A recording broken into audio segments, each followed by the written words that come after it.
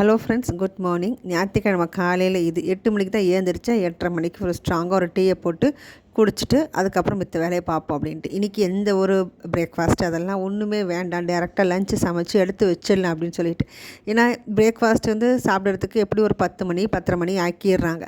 அப்புறம் 3 மணிக்கு லஞ்சு சாப்பிட்றாங்க, ராத்திரி சாப்பிடலாம் 9 மணி அந்த மாதிரி ஆகிடுது. ரொம்ப நேரம் தள்ளி போயிடுது. சரி, இன்றைக்கி ஞாயிற்றுக்கிழமை மட்டும்தான் இப்படி இருக்கும்.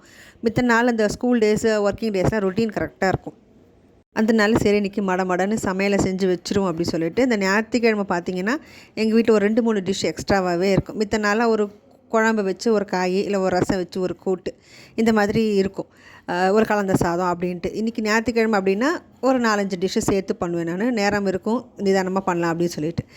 நேற்று சனிக்கிழமை இல்லையா, ஒரு படத்தை பார்த்து தூங்குறது தான் வழக்கம். அப்படியே ஸ்க்ரோல் பண்ணிக்கிட்டே இருந்தப்போ அந்த VIP 2 அப்படின்னு வந்தது. சரி, அந்த படம் வந்த மாதிரி எனக்கு தெரியாது.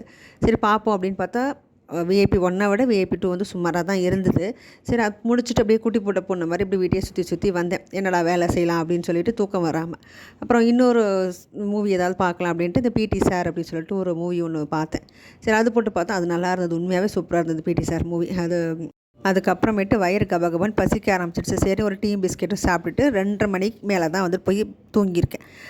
அதே தான் இன்றைக்கி காலையில் சரி மறுபடியும் கிச்சன்லேயே நிற்கணும், வேண்டாம் ஞாயிற்றுக்கிழமை அப்படின்னு சொல்லி ஒரு டைமாக சாப்பாடு செஞ்சு முடிச்சிடலாம் அப்படின்ட்டு ஆல்மோஸ்ட் காயெல்லாம் செஞ்சு முடிச்சாச்சு. இன்னும் சாதம் வச்சு குழம்பு வைக்கணும், இது பொரிக்கணும், இந்த காலிஃப்ளவரும் இந்த இதெல்லாம் வந்து பொரிக்கணும். அவ்வளோ மீன் வந்து மத்தியானம் லஞ்ச் சாப்பிடும்போது சூடாக பொரிச்சிக்கலான்ட்டு.